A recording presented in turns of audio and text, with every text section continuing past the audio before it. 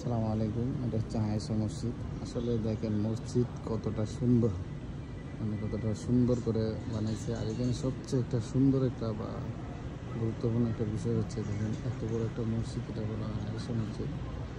এই মসজিদে এতগুলো মানুষ নামাজ পড়তেছে বা এতগুলো, কিন্তু দেখেন একটা কারুকার্য নাই, একটা একটা কিছু নাই, মানে এটা মানে কী বলতে হয় যে নকশা নাই, যে নকশা কাবার ছবি, মদিনার ছবি, ফুল নাই, তারপরে তারপরে যে লাল শালু কাপড় নাই, মানে যে বাংলাদেশের মাজারগুলো বা মসজিদগুলো বা দরবার শরীফের এরিয়াগুলো যেভাবে আপনারা সাদা কাপড় দিয়া তারপরে লাল কাপড় দিয়া সাজায় রাখে, দেখেন এগুলো কিছু না, আসলে মসজিদটা কত সুন্দর লাগে।